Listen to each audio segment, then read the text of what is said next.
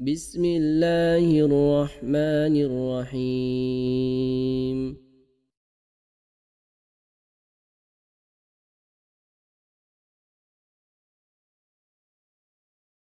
السلام عليكم ورحمة الله وبركاته.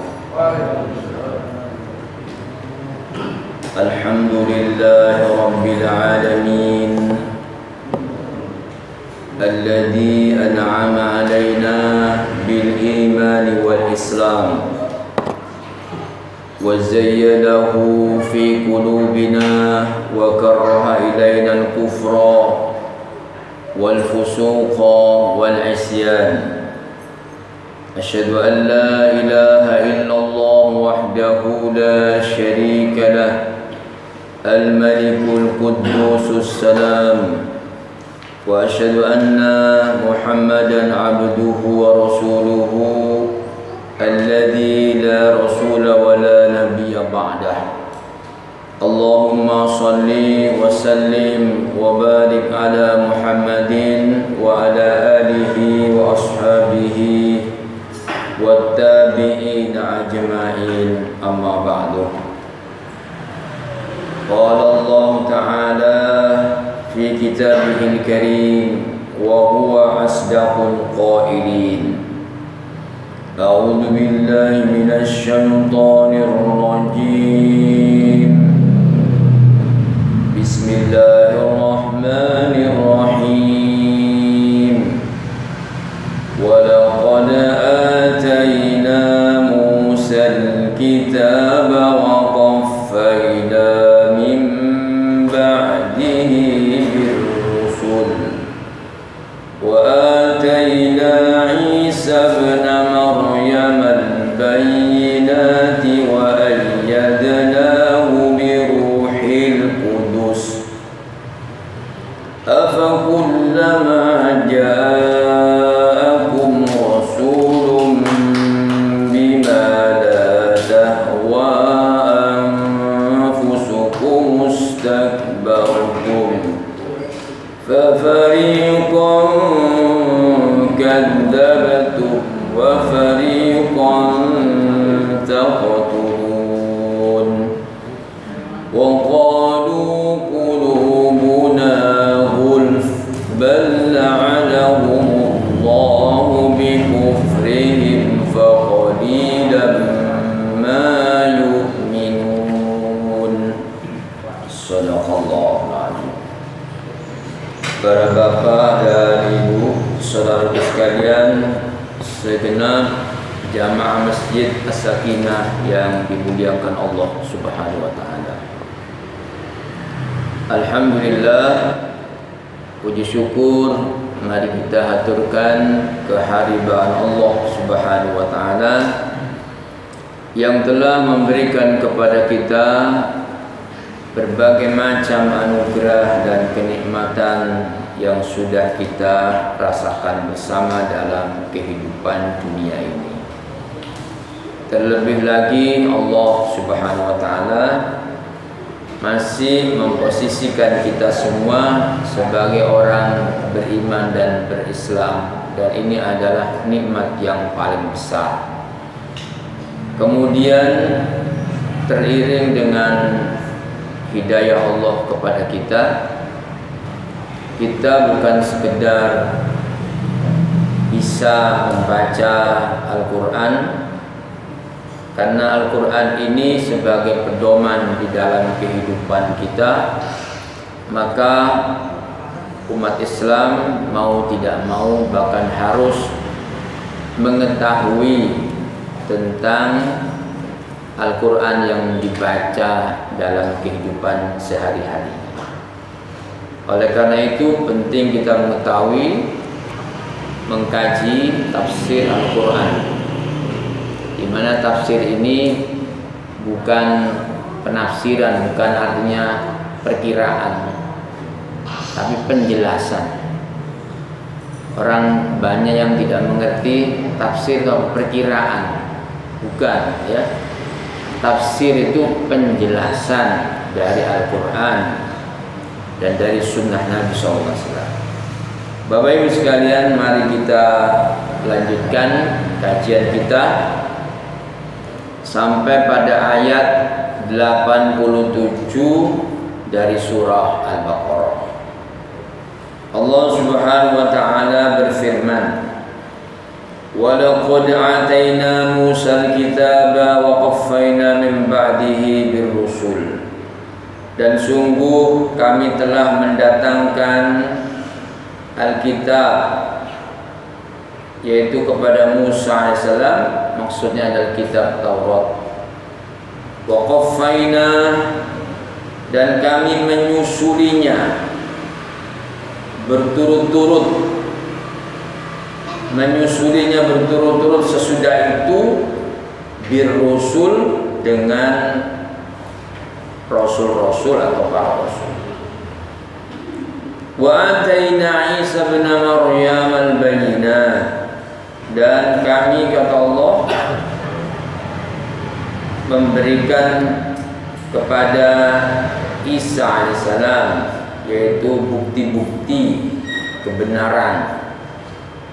Al-bayyinat di sini, bukti-bukti kebenaran ini oleh para ulama dimaksud adalah mukjizat, yaitu kepada Ibnu Maryam, Isa putra Maryam.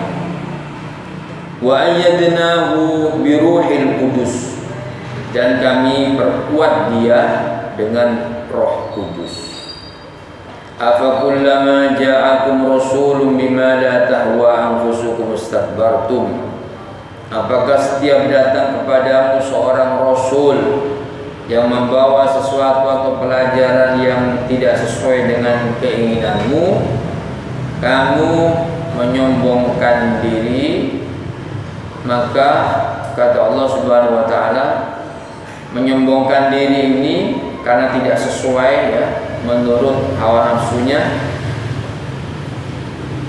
Fa fariqan kadzabtum, sebagian telah kau dustakan. Wa fariqan taqtulun, dan sebagiannya telah kamu bunuh. Saudara sekalian, di dalam ayat ini Allah menjelaskan kepada kita mengenai pengingkaran dan kesombongan kaum Yahudi, yaitu kepada para nabi karena hawa nafsunya, ya. Di dalam ayat ini Allah mengatakan, "Wa laqad atayna Musa al-kitaba wa qaffayna min ba'dihi bir-rusul." Dan sungguh kami telah mendatangkan Alkitab Taurat kepada Musa AS, dan kami menyusulinya, maksudnya berturut-turut sesudah Nabi Musa AS ada bir-rusul, ada beberapa rasul. Jadi Allah telah menurunkan kitab Taurat pada Musa, tetapi orang-orang Yahudi di dalam sejarahnya itu mengubah dan mengingkari kitab Taurat. Allah yang menjelaskan sendiri di dalam Al-Baqarah ayat 79, ya. Wailul lil ladzina yaktubuna al-kitaba bi aydihim summa yaquluna hadza min indillah. Celakalah, neraka wail bagi orang menulis kitab dengan tangannya dan mengatakan itu dari Allah, padahal wa ma huwa min indillah, bukan dari Tuhan. Ya, ini jadi ini Taurat memang pernah turun kepada Musa alaihissalam dalam bentuk wahyu Allah yang asli. Di dalam ayat ini tidak dijelaskan, tapi di dalam ayat yang lain bahwa kitab Taurat itu telah dirubah oleh orang Yahudi, ya. Ada juga disebutkan oleh Allah, yuharrifuna al-kalima min ba'di mawadihi. Orang-orang Yahudi telah mengadakan tahrif, itu perubahan, ada distorsi, kalau nggak mau disebut sebagai pemalsuan, ya. Jadi orang Yahudi mengubah dan mengingkarinya. Dan kata Allah, mereka orang-orang Yahudi itu mengatakan kami akan beriman kepada Musa saja. Untuk Rasul sesudahnya kami tidak mau beriman. Sampai kepada Nabi Isa alaihissalam mereka tidak mau beriman. Yaitu orang-orang Yahudi beriman kepada semua para Nabi dan Rasul kecuali yaitu Isa dan Nabi Muhammad SAW. Kalau orang Nasrani itu beriman kepada semua para Nabi dan Rasul kecuali satu, yaitu Nabi Muhammad SAW. Dan Allah menjelaskan di sini setelah Musa, wa qaffaina, akan kami susuri ya berturut-turut sesudah Musa itu ada beberapa rasul. Nah, di antara sampai Rasul Isa alaihissalam itu ya.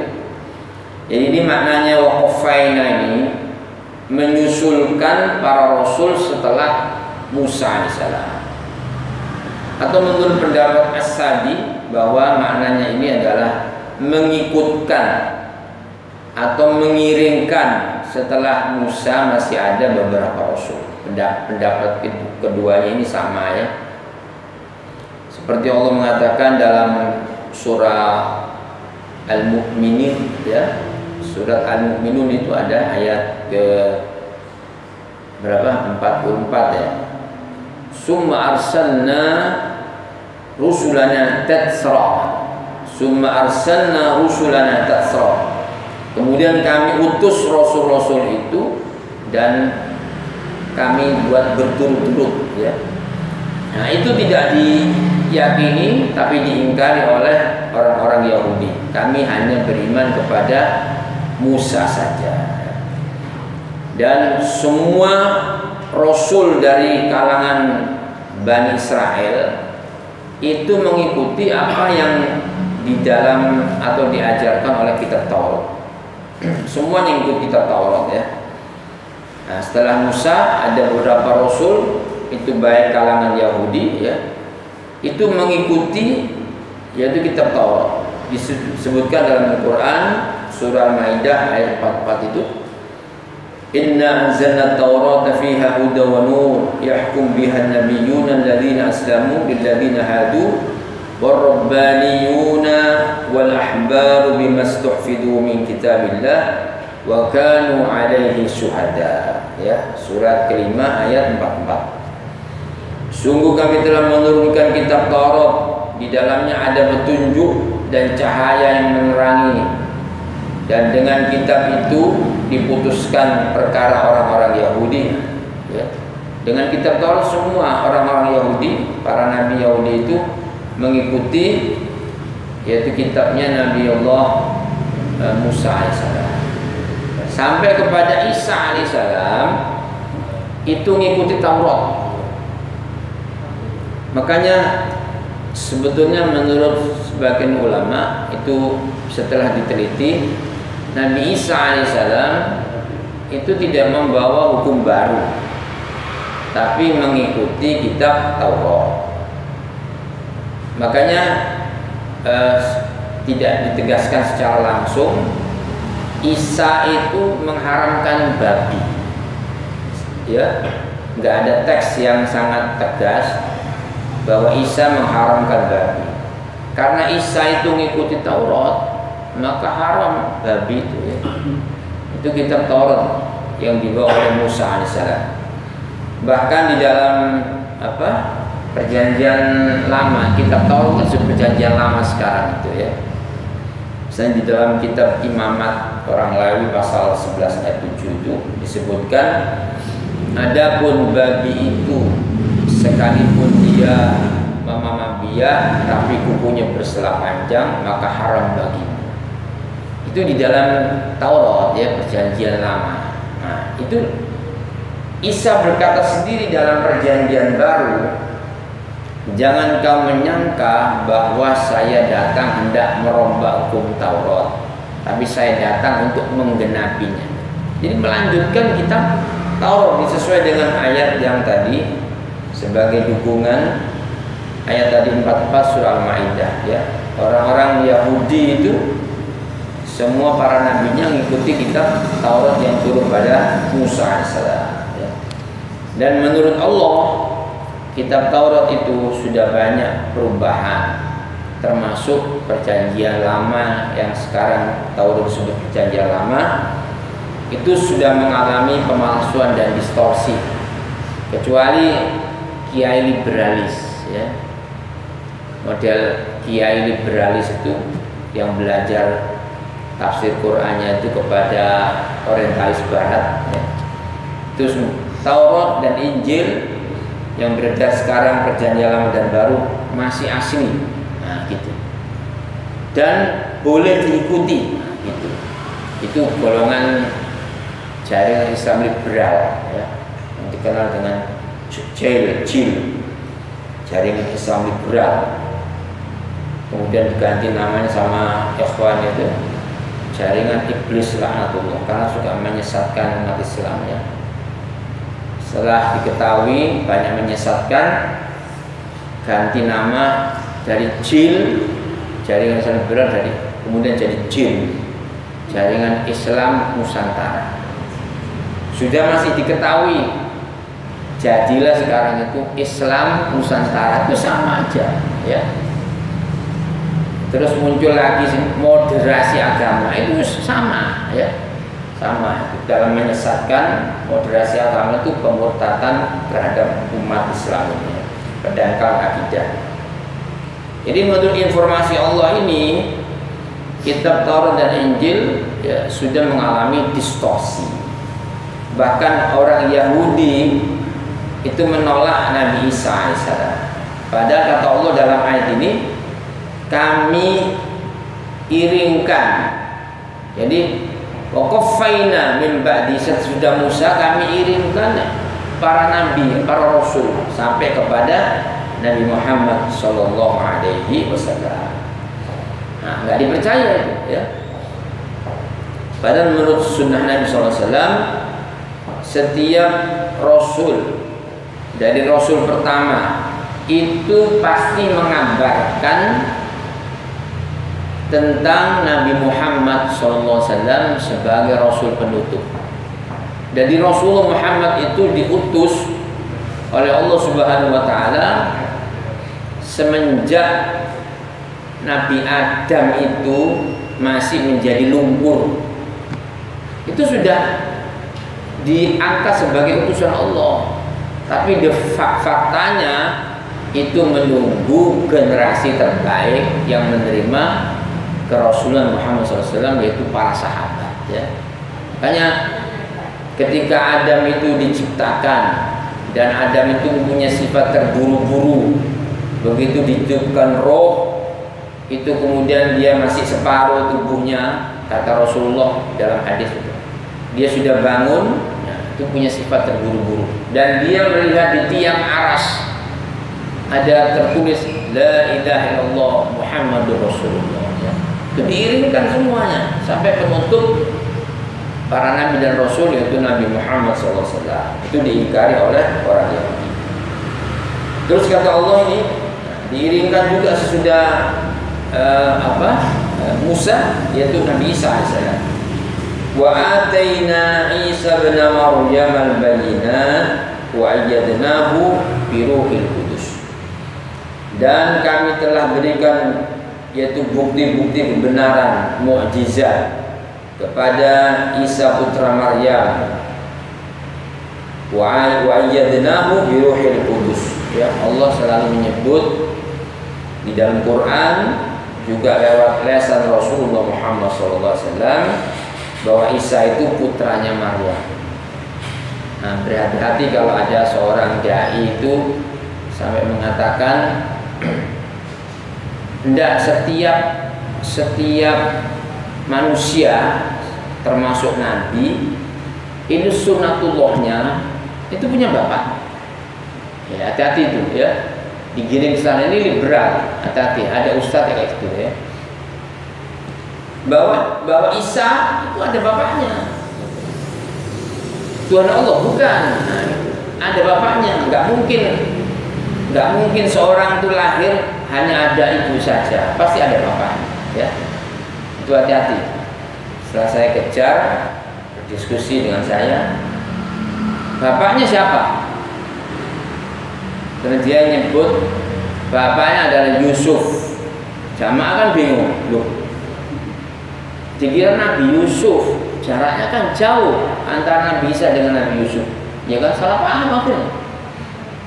Nabi Yusuf itu bukan Nabi Yusuf ternyata, Yusuf An-Najjar. Nah, jawaban gitu. Itu kan menguatkan tafsir Quran itu dengan apa? Babel, ya.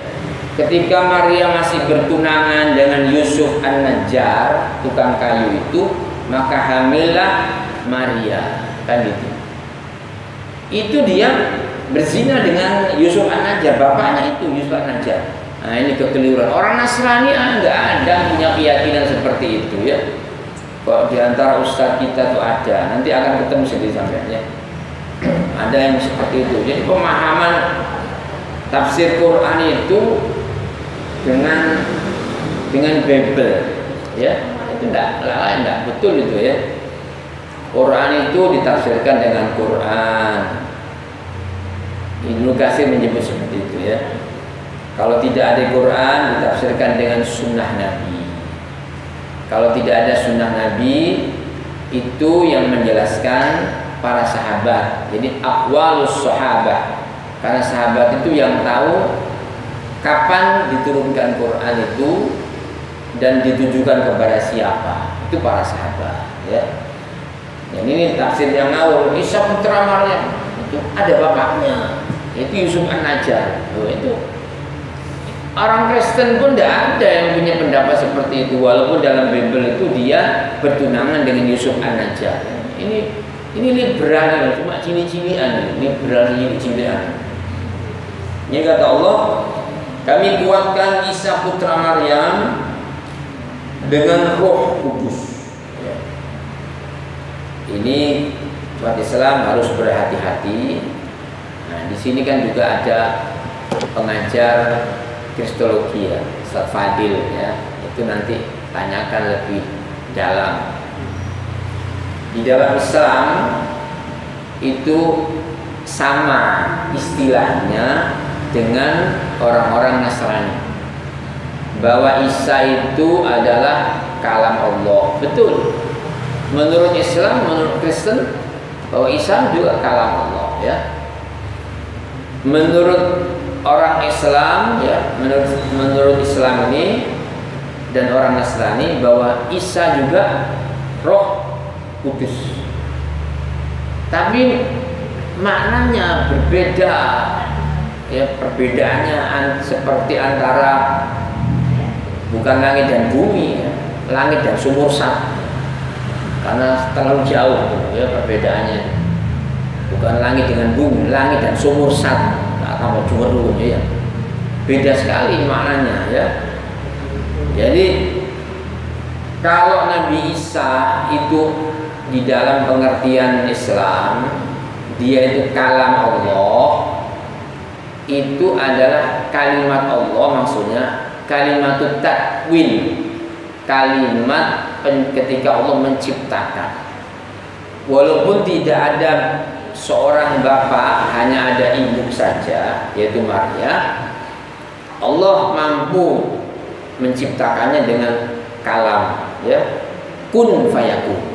Itu maksudnya. Jadi itu kalam atau kalimat Allah Isa itu, ya. Bukan seperti Nasrani. Jadi mulanya adalah firman. Itu loh. Firman itu bersama Allah itu. Dan firman itu adalah Allah. Ya. Itu di dalam apa? Kitab Yohanes pasal 1 ayat 1 itu. Yang sebetulnya itu bukan perkataannya Yohanes, itu himne itu, ya. Nah, mulanya adalah firman. Firman itu kan kalimat. Firman itu bersama Allah, dan firman itu adalah Allah. Sebetulnya bukan firman itu adalah Allah, tapi firman itu dari Allah. Itu, ya. Cuma mereka menyebut firman adalah Allah. Nah, karena firman itu adalah Allah, ya, dan dia masuk ke dalam Maria, jadilah, maka Tuhan itu adalah wahyu itu, ya. Tuhan itu adalah firman itu yang masuk ke dalam Maria, sehingga menjadi firman itu adalah Yesus itu sendiri, ya. Terus dalam ayat ini Ruhul Kudus, sama orang Nasrani menyebut Isa itu Roh Kudus, kita umat Islam juga menyebut Isa itu Roh Kudus, ya. Tapi pengertiannya berbeda, hanya nama saja yang sama. Kalau orang-orang Nasrani menyebut Isa itu Roh Kudus, Tuhan itu adalah roh. Itu maksudnya. Tuhan itu adalah roh. Dan roh itu masuk ke dalam rahim Maria. Dan roh itu adalah Tuhan. Sehingga anak yang lahir itu, ya Tuhan Bapa itu berupa roh masuk ke dalam rahim Maria, lalu lahir menjadi anak. Anak itu berarti Tuhan Bapa, Anak, Roh Kudus, itu satu, gitu, ya. Itu nggak sesuai dengan akal, ya. Nggak mungkin Tuhan itu Tuhan ya Tuhan, Allah ya Allah, makhluk ya makhluk, tidak mungkin bersatu, ya. Nah, kalau menurut kita Islam, Nabi Isa ini adalah Rasul yang terakhir dari kalangan Bani Israel, ya. Setelah Nabi Isa tidak ada Rasul lagi dari kalangan Bani Israel, dan Allah menyebutnya wa ayyadnahu biruhil qudus. Allah menguatkan Nabi Isa ini dengan Roh Kudus, ya. Roh Kudus apa? Kudus itu suci, ya, artinya roh yang suci. Karena ada anggapan, ya, pertama ada anggapan waktu Maria itu belum menikah, masih bertunangan, nggak mungkin dia ada persetubuhan. Kalau tiba-tiba hamil, orang-orang Yahudi menuduhnya bahwa Maria itu kemasukan roh jahat, sehingga Allah menyebutnya Roh Kudus, roh suci. Roh suci ini siapa? Roh suci ini yang masuk ke Maria itu bukan Tuhan, tapi atas kehendak Allah lewat malaikat Jibril dihembuskan rohnya dari Allah. Bukan roh itu Allah, tapi roh itu dari Allah. Seperti roh para nabi dan rasul, dan seperti roh-roh manusia yang lain, itu milik Allah. Roh itu yang dimasukkan ke dalam Maria, itu namanya proses robbani. Tanpa campur tangan ada seorang suami, dia bisa hamil. Nah, itu namanya mukjizat, wa ayyadnahu, ya. Itu bayinat. Itu bukti-bukti kebenaran, mukjizat, ya. Itu sudah tidak terjadi lagi, tidak akan terjadi kepada Maryam sekarang, ya. Kalau kemudian ada Maryam sekarang itu hamil, nggak ada seorang suami, itu mukjizat, ya. Berarti nggak benar, ya. Sudah nggak terjadi lagi. Jadi ini Allah meniupkan roh perantara Jibril. Makanya Jibril itu dikenal dengan roh. Ya, baca surat Al-Qadar. Tanazzalul malaikatu war-ruh fiha bi'izni rabbihim min kulli amr. Salamun hiya hatta matla'il fajr. Nah, turun malaikat bersama roh. Roh itu adalah pemimpin atau penghulu malaikat, yaitu Jibril, ya. Dan Jibril itu yang bertugas. Kemudian Allah menciptakan dengan kalimat Allah itu, sehingga Maria itu menjadi hamil dengan Roh Kudus. Itu dibuatkan apa? Oleh Jibril. Jadi Jibril ini bukan roh itu adalah Tuhan yang masuk ke dalam rahim Maria, sehingga yang lahir itu adalah jelmaan Tuhan. Jadi orang-orang Nasrani mesti begitu caranya, ya. Umat Islam harus mempelajari kitabnya, kalau enggak itu bisa kalah di dalam berargumen. Jadi katanya Tuhan itu menjelma. Jadi terus mencari ayat ilahin nas, Tuhan dari manusia, loh. Terjemahnya gitu lagi. Padahal Tuhannya manusia itu ilahin nas, Tuhan dari manusia. Tuhan dari manusia ya berupa Isa itu jelmaan Tuhan. Kalau Tuhan itu menjelma, maka Tuhan yang maha besar itu hilang, yang ada bentuknya Isa gitu. Jadi kalau gajah yang besar katanya itu menjelma menjadi tikus, gajahnya hilang, yang ada tikus. Allah yang maha besar, kalau dia menjelma menjadi manusia dalam bentuk rupa Isa itu, Allah nggak kelihatan, yang tampak adalah Yesus itu. Nah, itu sampai dibuletnya. Dalam Islam tidak ada ya, itu bukan Tuhan. Yang bisa menjelma itu pertama malaikat, ya, lihat Maryam ayat 17. Wa tamathalaha basyaran sawiyya. Jibril bisa menyerupai manusia sawiyya. Kalau Tuhan tidak bisa menjelma, tidak punya sifat menjelma. Yang kedua adalah setan, dia bisa menjelma. Jadi roh di sini adalah dikuatkan dengan Roh Kudus, maksudnya adalah Jibril yang datang kepada Sayyidah Maryam. Sehingga titik temunya itu simpangannya sangat besar ya. Kalau orang Yahudi menganggap bahwa Maria itu adalah berzina, anak yang dikandungnya itu anak zina ya gitu. Karena dia belum menikah kok sudah bisa hamil dan punya anak. Orang Nasrani enggak. Maria tidak berzina. Dia hamil itu, dia dilahirkan adalah Tuhan dan anak Tuhanku sendiri. Kalau umat Islam tidak ya, bahwa Maria tidak berzina dan anak dikandungnya itu adalah hamba dan utusan Allah. Prosesnya dia berbeda dengan manusia yang lain, walaupun tidak ada suami dia bisa punya anak, itu proses robbani, kun fayakun Allah ya. Itu begitu dalam Islam. Jadi berbeda dari Roh Kudus orang-orang Nasrani dengan kita ya. Hanya istilah nama yang sama. Isa adalah Roh Kudus ya. Mayoritas ulama menafsirkan ini Rohul Kudus adalah malaikat Jibril. Nah, seperti tertera di dalam surah Asy-Syu'ara surat 26 ayat 192 itu, wa innahu latanzilu rabbil alamin nazala bihi ruhul amin ala qalbika litakuna minal mundirin.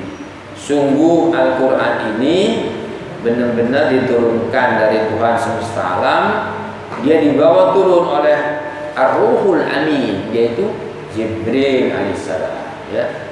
Ala qalbika, ke dalam hatimu, kepada hati Rasulullah SAW, litakuna minal mundirin, supaya kamu menjadi orang-orang yang memberi peringatan ya. Memang ada di dalam sunnah itu ada disebutkan juga Rasulullah itu menyebut Roh Kudus itu ya. Ini dalam hadis riwayat Abu Dawud, juga Al-Hakim dalam kitabnya Al-Mustadrak.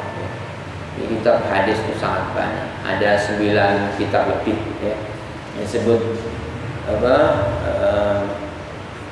Kutubut Tis'ah, 9 kitab hadis. Di antaranya Al-Hakim dalam bukunya Al-Mustadrak. Itu ada sabda Rasulullah SAW, diriwayatkan dari Aisyah, Rasulullah berdoa untuk Hasan bin Sabit. Kata Rasulullah, Allahumma ayyid Hasan biruhil kudus kama nafaha an nabiyyik.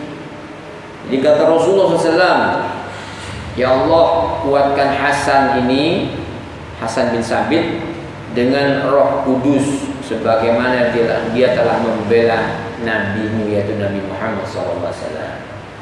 Karena setiap orang bisa, kita juga bisa ditolong oleh Allah lewat malaikat ya. Malaikat disebut oleh secara umum oleh Rasulullah atau malaikat Jibril, itu bisa. Makanya kata Nabi, alladzi yaqra'ul Qur'an wa huwa mahirun ma'as safaratil kiramil bararah. Safarah di sini, safir itu malaikat.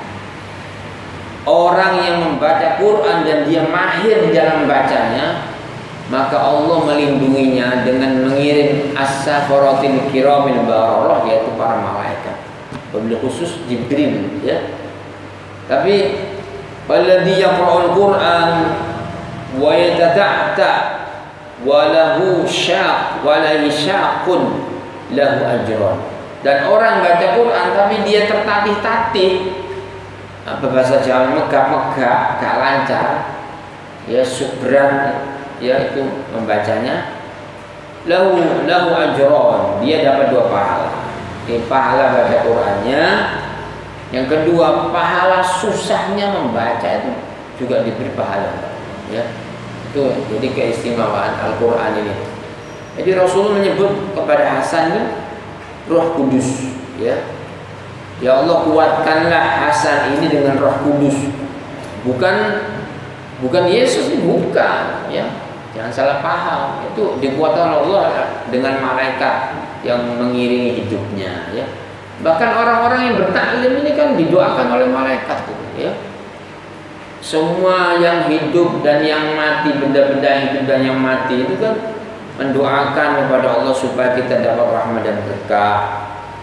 Bahkan al-hut, itu hewan yang ikan di laut, mendoakan kita manakala kita itu di majelis ilmu dan majelis taklim, ya.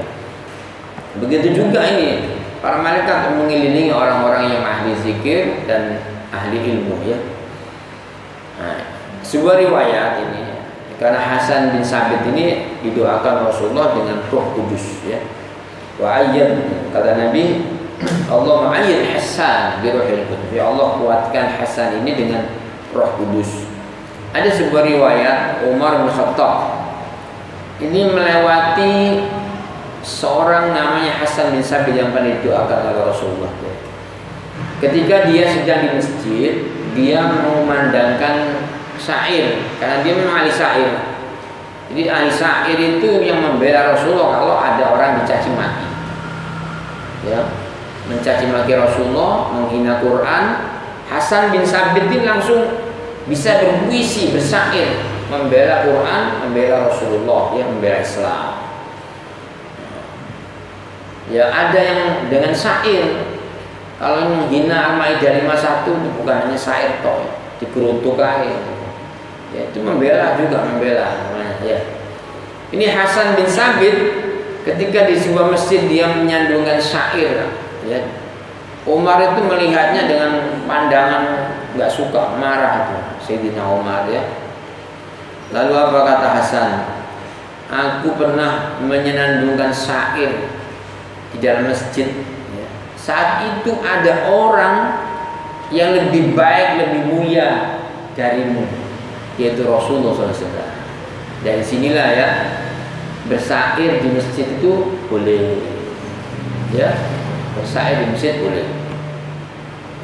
Maksud melakukan Quran bukan syair, ya, atau bersyair bahasa Indonesia itu boleh karena untuk kebaikan. Kalau Rasul tidak boleh bersyair, ya. Dalam surah Yasin itu wa ma 'allamnahu syi'ra wa ma yanbaghi lah. Kami, kata Allah, tidak mengajarkan Muhammad syair, dan syair itu tidak layak untuk Rasulullah, tidak boleh, ya. Hasan ini boleh, ya.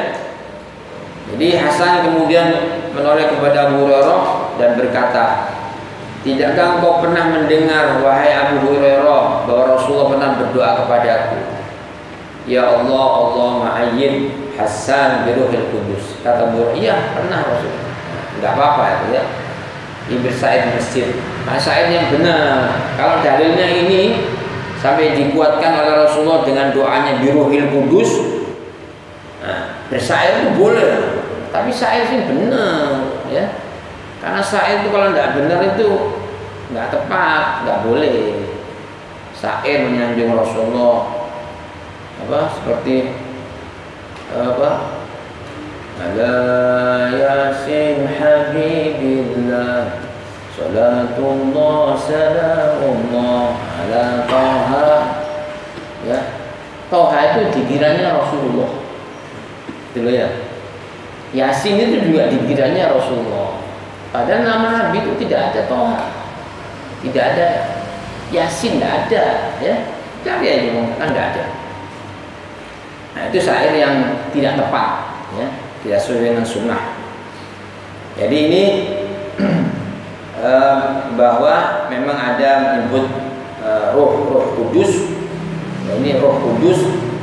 Kadang roh kudus itu di dalam Quran untuk menamai Al-Quran, ya.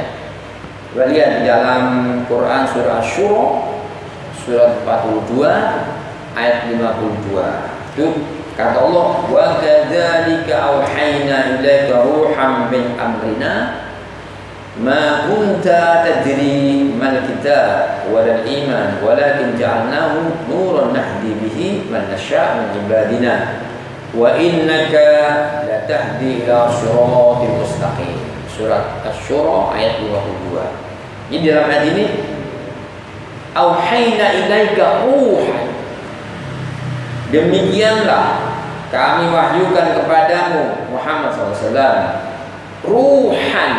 Ruhan ini Quran, ya. Jadi harus orang Islam kalau tidak mempelajari Qurannya tidak paham ada ruh maknanya apa gitu, ya. Ada ruh itu nama untuk Quran, ruh gitu, ya. Ada juga namanya Quran itu ad-dzikr, ya. Ad-dzikr yaitu peringatan, maksudnya adalah Quran, seperti di dalam surah Al-Hijr ayat 9, ya. Tapi ini mengenai Ruhul Qudus untuk Isa ini, ya, dikuatkan ini pendapat yang paling mendekati kebenaran dari beberapa para mufassirin. Ruhul Qudus ini adalah malaikat Jibril, ya. Nah, juga disebutkan di dalam Quran itu, ya, disertai mukjizat Musa Isa alaihissalam. Coba cek di dalam Al-Maidah ayat 110, kata Allah, "Id qala Allah ya Isa ibn Maryam adhkur ni'mati 'alaika wa 'ala walidatik id ayyatuka bi ruhil qudus tukallimun nasa fil mahdi wa kahla wa id allamtuka al-kitaba wal hikmata wat tawrata wal injil wa id takhluqu min at-tini kayhatit tayrin bi idni fatanfu fiha fatakunu tayran bi idni wa tubri'ul akmaha wal abrasa bi idni wa id tukhrijul mauta bi idni wa id kafaftu bani Israila 'anka an ji'tahum bil bayyinat wa qala alladhina kafaru minhum in hadza illa sihrun mubin." Nah ini, ya, ada Roh Kudus. Kata Allah, ingatlah saat Allah mengatakan, hai Isa putra Maryam, ingatlah nikmatku kepadamu dan kepada ibumu saat aku menguatkan kamu dengan Roh Kudus, ya. Ini Jibril. Dan di antara al-bayyinat sebagai mukjizat itu, kamu bisa berbicara dengan manusia di waktu masih dalam buayan, ya, dalam buayan, masih dalam gendongan. Karena supaya terlepas dari tuduhan bahwa Isa itu ibunya adalah berzina, Isa bisa mengatakan, "Inni Abdullah." Baca surah Maryam, aku adalah hamba Allah, ya, untuk menolak tuduhan. Terus dia bicara pada saat sedang dalam gendongan ibunya. Lalu juga wakahla. Kahla ini masa dewasa, tapi nggak cukup terjemahkan masa dewasa. Kahla ini di dalam bahasa Arab itu bisa dalam kamus Munjid ada.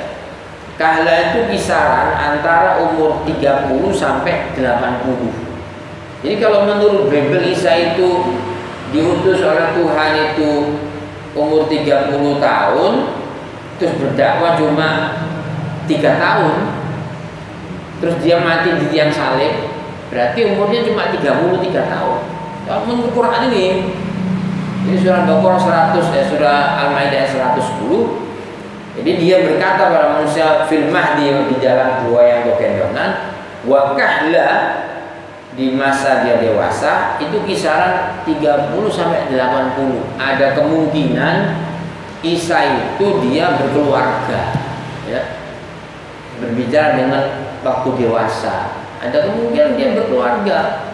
Makanya seorang penulis buku namanya Dan Brown itu ya, The Da Vinci Code, yang menggemparkan dunia Katolik di Amerika ya, karena dia menyebut bahwa dalam bukunya itu tertulis bahwa Isa itu menikah, istrinya itu Maria Magdalena ya. Waktu di film itu ada namanya gelas suci itu ya, oleh grill. Ternyata kalau setelah ditampak secara terang, ternyata ada yang wanita yang sedang tiduran di bahu Nabi Isa. Siapa itu? Itu wife of Yesus Christ. Itu istri dari Nabi Isa alaihissalam. Wallahu alam. Itu Dan Brown ya.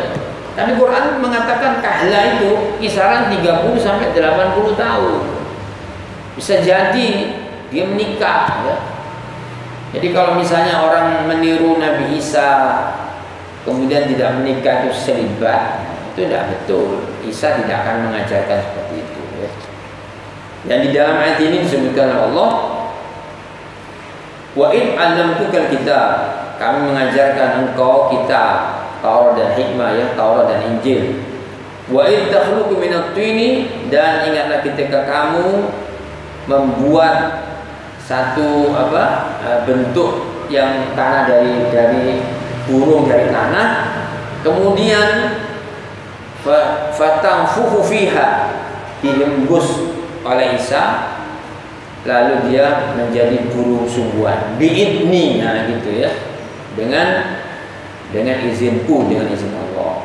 Dan kamu bisa mengobati orang sakit buta dan sakit lepra. Allah menyebut biidni, dengan izinku ya.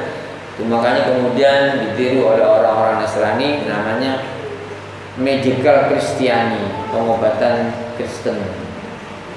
Jadi dengan menumpangkan di pundak orang sakit itu bisa sembuh asal percaya kepada Isa sebagai Tuhan itu ya.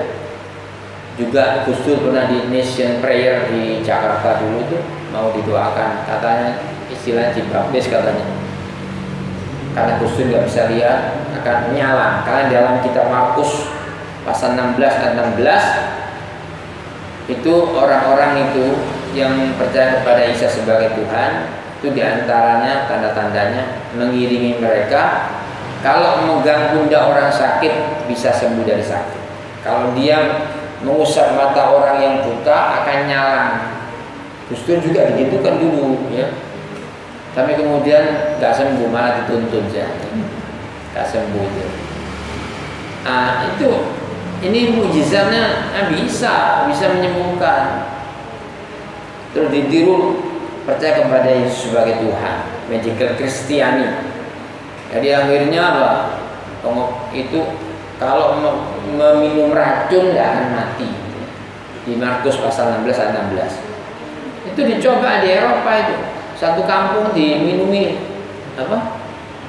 sinida, racun itu. Mati kabeh. Dalam Bible itu kalau megang ular tidak kena bisanya.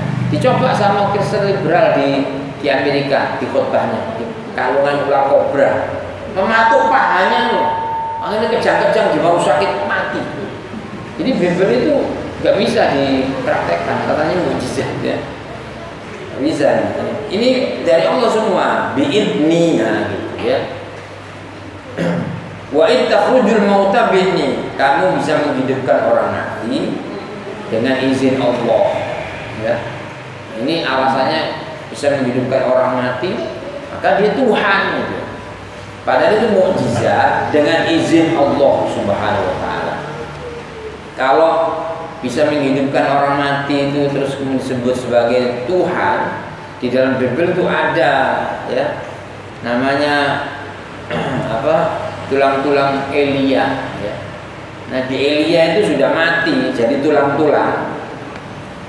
Itu kalau ada soldier, ada tentara yang mati dalam perang, digotong tubuhnya, disentuhkan ke tulang-tulang Elia, bisa hidup lagi.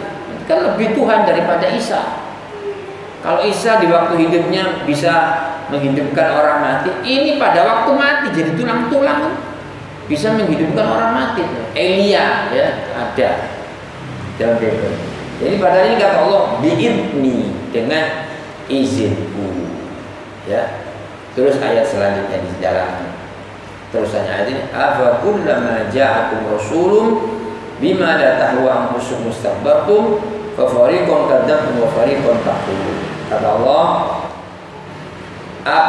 apakah setiap datang kepadamu seorang rasul yang membawa sesuatu pelajaran yang tidak sesuai dengan keinginanmu, lalu kamu menyombongkan diri, maka ada beberapa orang di antara mereka kamu dustakan dan beberapa orang yang telah kamu bunuh.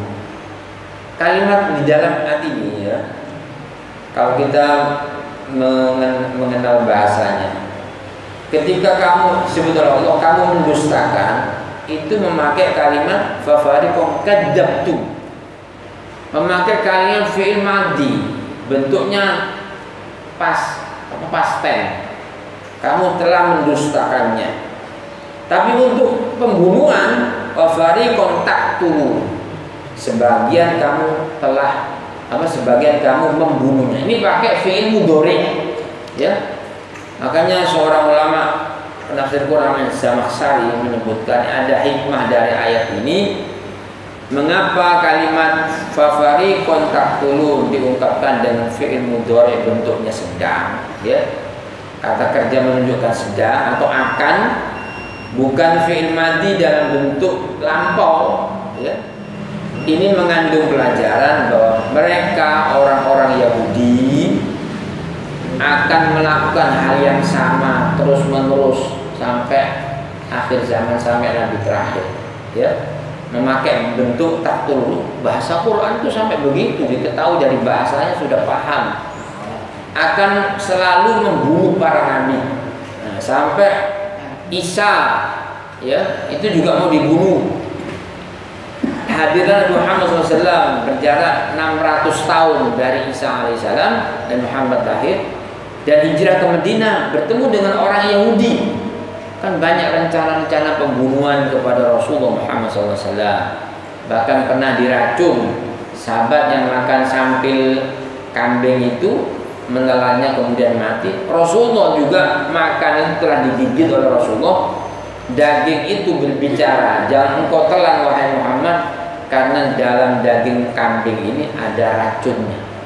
Wanita ini yang mengirim namanya Zainab, itu kemudian ditangkap. Ternyata ini suruhan orang-orang Yahudi. Ini wanita Yahudi sama orang-orang Nasrani. Kisah ini kemudian dipelesetkan, dipalingkan bahwa Muhammad itu dibunuh sama istrinya sendiri namanya Zainab. Padahal ini Yahudi ya, hanya sama nama aja. Jadi wafariqon taqtulun, sebagian akan, taqtulun akan kaum bunuh sampai ke Rasulullah Muhammad SAW. Ini Quran sampai hari ini pakai bahasa taqtulun. Penerus para nabi juga akan dibunuh gitu. Waris para nabi akan dibunuh, taqtulun. Kau akan membunuhnya gitu bahasa Quran ya. Sampai di sini ya, sudah masuk Isya ya. Saya kira cukup. Kita berdoa, subhanallah wa bihamdika, asyhadu an la ilaha illa anta, astaghfiruka wa atubu ilaik. Assalamualaikum warahmatullahi wabarakatuh.